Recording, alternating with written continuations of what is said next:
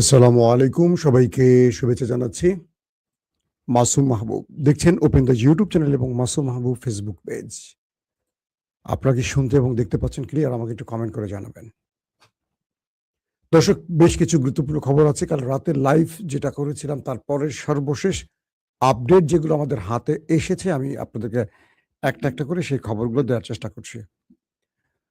প্রথম গুরুত্বপূর্ণ খবরটি হলো, অবশেষে আমেরিকাকে অপেক্ষা করিয়ে যুদ্ধবিরতির আলোচনায় ইরান আর আসেনি। এতে করে আমেরিকা পুরো পৃথিবীর কাছে কিভাবে আবারও লজ্জিত হলো তার কিছু তথ্য জানাবো। দ্বিতীয় গুরুত্বপূর্ণ খবর হলো, ইরানকে ছাড়া একাই নিজের যুদ্ধবিরতি ঘোষণা করেছে ডোনাল্ড ট্রাম্প। এটাও ট্রাম্পকে বিশ্বের কাছে আরেকটি হাস্যরসের সৃষ্টি করে দিল। 3 নম্বর গুরুত্বপূর্ণ খবর, মার্কিন যুক্তরাষ্ট্রের মিসাইল ভান্ডার ফুরিয়ে আসছে। এই খোদ সংবাদটি আমেরিকার গণমাধ্যমে প্রকাশ করেছে। এছাড়া আরো বেশ কিছু খবর আছে, আমি আপনাদের একটা একটা করে জানাবো। অদূত মোল্লা কলকাতার পশ্চিমবঙ্গ থেকে, ভাই ভালো আছেন তো না? লালমনির থেকে কে বল? আজিজুল ইসলাম।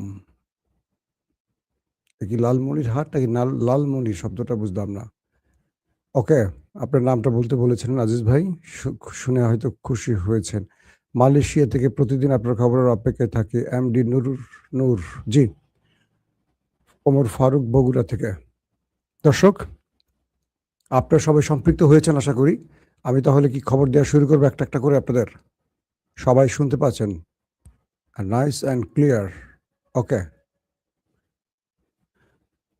মূলত কালকের দিনটি ছিল পৃথিবীর সবার নজরের পাকিস্তান। কি করতে যাচ্ছে বা কি হতে যাচ্ছে পাকিস্তানে? মার্কিন যুক্তরাষ্ট্রের ডেলিগেটরা, প্রতিনিধিরা পাকিস্তানে পা রাখলেও শেষ পর্যন্ত আসেনি ইরান। মার্কিন ভাইস প্রেসিডেন্ট জেডি ভেন্স, আমি আপনাদেরকে বলেছিলাম যে তিনি বিমানে উঠলেই বুঝবো যে ভেতরে গ্রিন সিগন্যাল পেয়ে গেছে ট্রাম্প। দেখা গেল কি, আমেরিকা এবং ইরানের মধ্যে যে যুদ্ধবিরতির আলোচনাটি হবার কথা,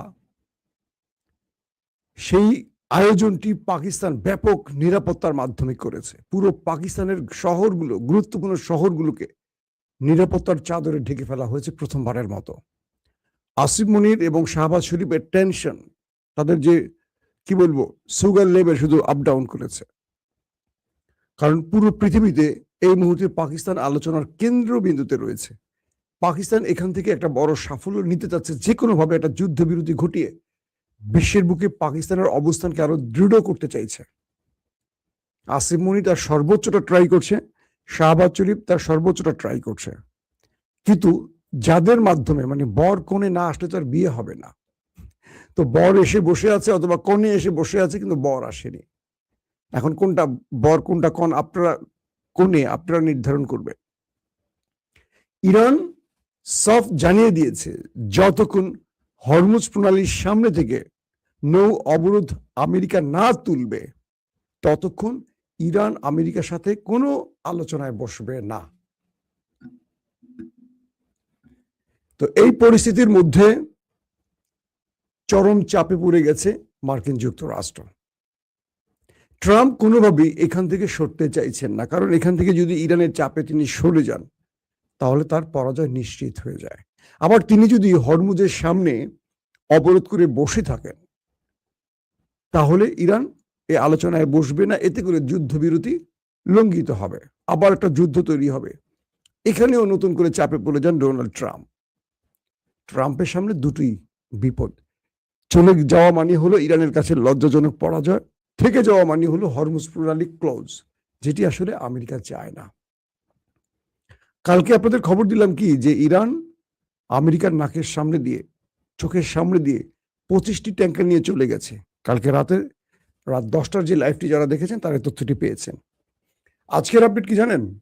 40টির মতো, অর্থাৎ শুধু 25টি নয়,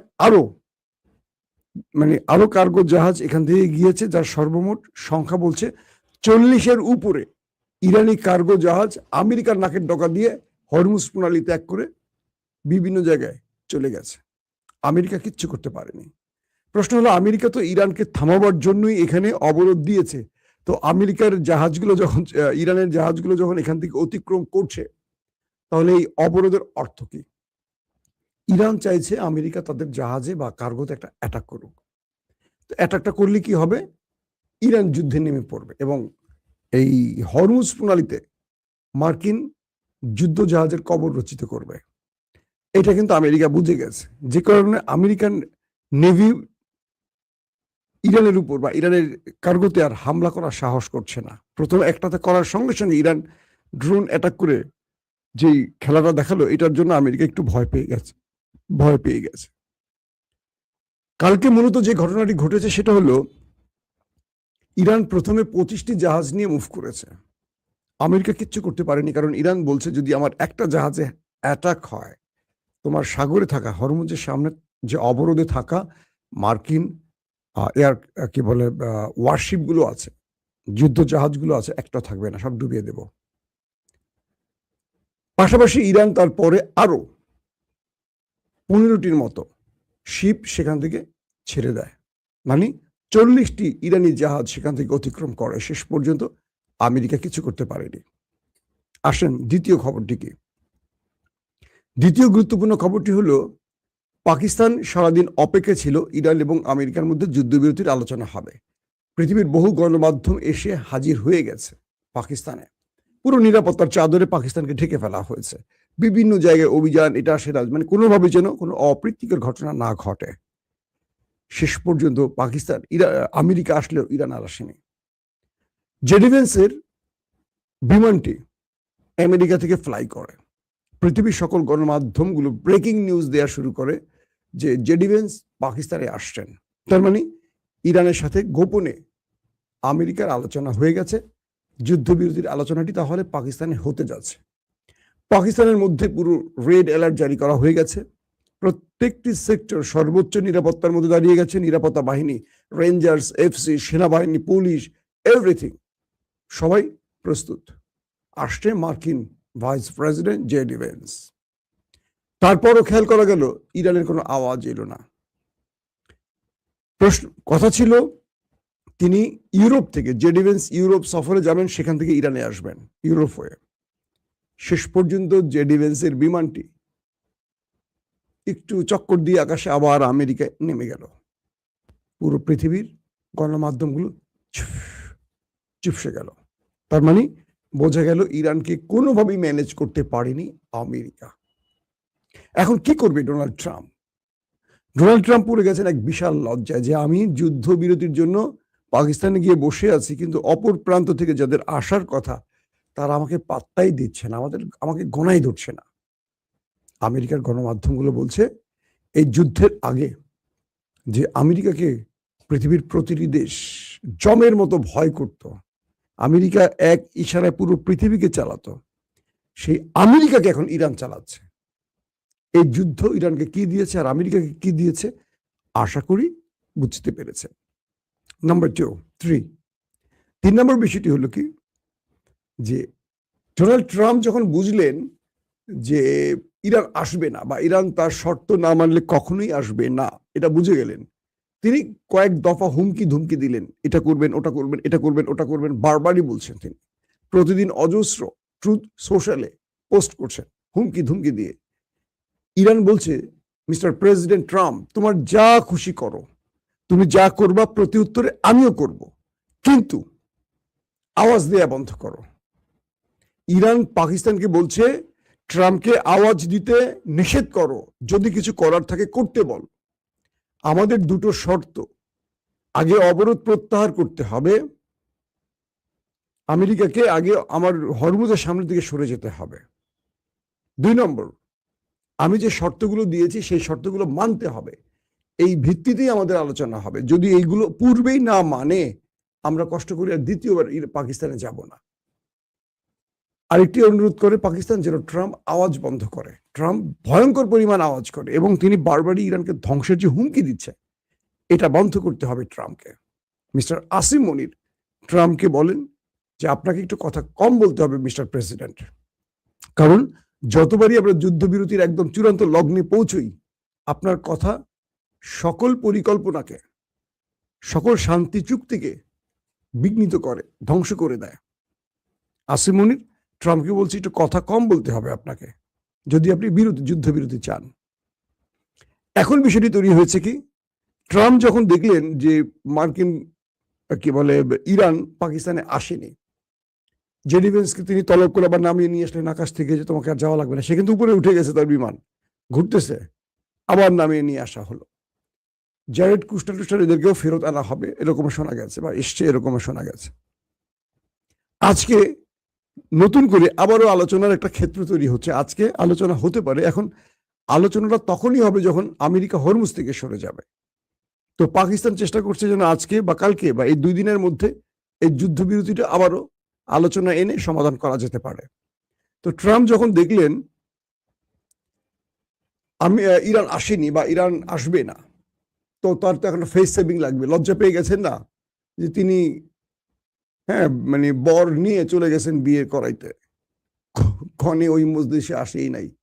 বর সাজুগাজু করে গেছে, একদম সুন্দর আতর মেখে টেকে গেছে, নতুন পোশাক টোশাক পরে গেছে। এখন খাবার দেওয়া হচ্ছে না, কোনেই নাই। তো কি করবে? না খেয়ে এত দূর পথ, পৃথিবীর এক প্রান্ত থেকে পাকিস্তান আরেক প্রান্তে, আমেরিকা উড়ে এসে আবার শু করে চলে গেছে না খেয়ে। কেউ বিয়ে যেহেতু হয়নি, জামাই আদর তার পাবে না। তো এই অবস্থা হয়েছে। এখন মিস্টার ট্রাম্প কি করলেন? পাকিস্তানকে বললেন, পাকিস্তানের তাবেদার প্রধানমন্ত্রী শাহবাজ শরীফকে বললেন, তুমি আমার কাছে একটা যুদ্ধবিরতির আবেদন করো। মানে হাসবো না কাঁদবো? যখন ইরানের কাছে ধরা খেয়ে গেল, পাকিস্তানকে বলছে, তুমি আমার কাছে ইরানের হয়ে একটা যুদ্ধবিরতির আবেদন করো। মানে ইরান আসতে পারে নাই, এজন্য তার একটা যুদ্ধবিরতির আবেদন চেয়েছে মিস্টার প্রেসিডেন্ট ডোনাল্ড ট্রাম্পের কাছে।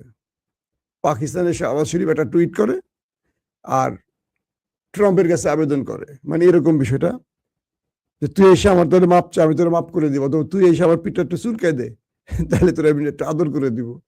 তো ট্রাম্প যখন দেখলো ইরান তাকে পাত্তা দিচ্ছে না, তখন পাকিস্তানকে বলছে, তুমি আমার একটা যুদ্ধবিরতি চাও, আমি একটা যুদ্ধবিরতি ঘটাতে চাই, কারণ যুদ্ধবিরতির টাইম শেষ হয়ে যাচ্ছে আজকালকের মধ্যে। তো ইরান তো আবার হামলা শুরু করবে। এদিকে হরমুজে আমার সমস্ত যুদ্ধ জাহাজগুলো একটা তো থাকবে না, সব তো ডুবাই দিবে। তো শাহবাজ শরীফ তো বাংলাদেশ পাকিস্তান, এটা তো আমেরিকার চাকর, বোঝেন না আপনারা? বাংলাদেশ পাকিস্তান এটা হলো আমেরিকার চাকর, আমেরিকা যা বলে তারা তাই করে। শাহবাজ শরীফ ডোনাল্ড ট্রাম্পের কাছে অনুরোধ করে, একটা যুদ্ধবিরতি ঘটান স্যার। ট্রাম্প বলে, ওকে ওকে ওকে, যুদ্ধবিরতি ঘটিয়ে দেওয়া হলো। তার মানে ট্রাম্প একাই যুদ্ধবিরতির ঘোষণা দিয়েছে। বুঝছেন আপনারা? নতুন করে আবারও ট্রাম্প নিজে একাই, ইরান আসেও না, ইরান যায়ও না, ইরান কিচ্ছু করে নাই, ওকে যুদ্ধবিরতি। তো ডোনাল্ড ট্রাম্প এই মুহূর্তে আমেরিকার ইতিহাসে সবচেয়ে চাপে পড়া প্রেসিডেন্ট। তার গণমাধ্যমগুলো বলছে কি ট্রাম্পের, যে ইরান যুদ্ধে প্যাট্রিয়টের প্রায় অর্ধেক মিসাইল শেষ হয়ে গেছে, থার্ড সিস্টেমের অর্ধেক মিসাইল সিস্টেম শেষ হয়ে গেছে। অর্থাৎ আমেরিকা এই যুদ্ধে যে পরিমাণ মিসাইল ইরানের বিরুদ্ধে ব্যবহার করেছে, তাতে তার রাষ্ট্রের অর্ধেক বা তারও বেশি মিসাইল শেষ হয়ে গেছে। এখন আমেরিকা যদি এই যুদ্ধে আবারও জড়ায় এবং এই যুদ্ধটা একটু লম্বা হয়, ইরান তো লম্বা করবে, ইরানের প্ল্যান হলো এই যুদ্ধটা লম্বা করে আমেরিকাকে দুর্বল করে ফেলবে, আমেরিকার পরাশক্তি থাকবে না, বিকল্প হিসেবে চীন রাশিয়া দাঁড়িয়ে যাবে। কারণ ইরান এই যুদ্ধটা যত লম্বা করবে, আমেরিকার তত ক্ষতির মুখে পড়বে। ইরানের হারানোর কিছু নেই, কিন্তু আমেরিকার হারানোর কিছু আছে। ক্লাসে নাম্বার 1 ছাত্র আর ক্লাসে একদম লাস্ট বেঞ্চের ছাত্র, পার্থক্যটা কি? লাস্ট বেঞ্চের ছাত্র ফেল করলে গিয়ে না করলে সে লাস্ট বেঞ্চে থাকবে, আর আমেরিকারও ফার্স্ট বেঞ্চের, তাকে ফার্স্ট না হলে সেকেন্ড হয়ে যেতে হবে, তার ইজ্জত শেষ হয়ে যাবে। তো ইরান কি করছে? লাস্ট বেঞ্চে থাকলেও এই যুদ্ধে তারা চলে আসছে একদম প্রথম কাতার, প্রথম টপের 10-এ চলে আসছে, একদম প্রথম 10-এর 100 জনের মধ্যে প্রথম 10-এ চলে এসছে। তার মানে এটা ইরানের লাভ। আর আমেরিকা প্রথম 10-এর মধ্যে থাকলেও তার 1 নম্বর অবস্থায় আর নাই। এখন মার্কিন গণমাধ্যমগুলো বলছে যে ইরান আর আমেরিকার এই লড়াইতে আমেরিকা তার ব্যাপক পরিমাণ অস্ত্র শেষ করেছে, প্রচুর যুদ্ধ বিমান ধ্বংস হয়েছে, মিসাইল ভান্ডার প্রায় ফুরিয়ে আসছে। যদি আবার একটা যুদ্ধ বাজে ইরানের সাথে, আমেরিকা লম্বা টাইম এটাকে সাস্টেন করতে পারবে না, কোনোভাবে এটাকে টেনে নিতে পারবে না। আর অন্যদিকে ইরানের কাছে ব্যাপক পরিমাণ মিসাইল, ড্রোন আছে এবং এগুলো প্রতিনিয়ত তারা তৈরি করছে। আমেরিকার গণমাধ্যমগুলো বলছে যে যে অস্ত্রগুলো আমেরিকা ইরানের বিরুদ্ধে ব্যবহার করেছে, যেই পরিমাণ অস্ত্র, এগুলো নতুন করে তৈরি করতে হলে তাদের আরো 5 বছর লাগবে। আরো 5 বছর সময় লাগবে এই পরিমাণ অস্ত্রকে আবার তৈরি করতে, কারণ আমেরিকার অস্ত্রগুলো ব্যয়বহুল। ইরানের অস্ত্রগুলো একদম অল্প রেটের মধ্যে তারা তৈরি করে এবং তাদের ক্ষতিটাও কম হয়। কিন্তু এরা এই অস্ত্রগুলো কাঙ্ক্ষিতভাবে, ধরেন আমেরিকার একটা 1 কোটি টাকার সম্পদকে ইরানের একটা ড্রোন, যেটার দাম ধরেন 5,000 টাকা, 5,000 টাকা দিয়ে 1 কোটিকে ধ্বংস করে দিতে পারছে ইরান। ইরান এই কৌশলটাকে নিয়ে আমেরিকাকে ব্যাপক চাপে ফেলে দিয়েছে। তো এই মুহূর্তে আমেরিকা আসলে যুদ্ধ করলে কোথায় গিয়ে ঠেকবে, যুদ্ধ না করলে কোথায় গিয়ে ঠেকবে, এটা নিয়ে যোগ বিয়োগ চলছে। কিন্তু মার্কিন এস্টাবলিশমেন্ট, মার্কিন জেনারেলরা, মার্কিন কি বলবো ডিপ স্টেট, তারা আসলে যুদ্ধটা এখন চাচ্ছে না। তারা চাচ্ছে যুদ্ধ থেকে আমেরিকা ফেস সেভিং নিয়ে বেরিয়ে আসুক। কিন্তু ডোনাল্ড ট্রাম্প নেতানিয়াহুর পরিকল্পনা এই যুদ্ধটাকে আরেকটু লম্বা করতে চাইছে, কারণ তার আগামীতে যে মধ্যবর্তী নির্বাচন, এখানে তার বিজয় আনতে হলে এই যুদ্ধ থেকে একটা বিজয় নিয়ে ট্রাম্পকে ফিরতে হবে। আর নেতানিয়াহুর ক্ষেত্রে একই, এই যুদ্ধ শেষ হলে তিনি কারাগারে চলে যাবেন দুর্নীতির মামলায়। যতদিন যুদ্ধ চলবে ততদিন তিনি যুদ্ধকালীন সরকারের প্রধান হিসেবে টিকে থাকবেন। এই অবস্থা এখন এই নেতানিয়াহু এবং ট্রাম্পের ক্ষেত্রে। দর্শক, বিদায় নিচ্ছি এখন। ইনশাআল্লাহ নেক্সট আবার ব্রেকিং খবর পাওয়া মাত্র আপনাদের সামনে হাজির হব। সেই পর্যন্ত আমার জন্য দোয়া করবেন। আপনাদের জন্য আমার দোয়া, ভালোবাসা। আল্লাহ আমাদের সবাইকে নিরাপদ রাখুন, সুস্থ রাখুন। আল্লাহ হাফেজ।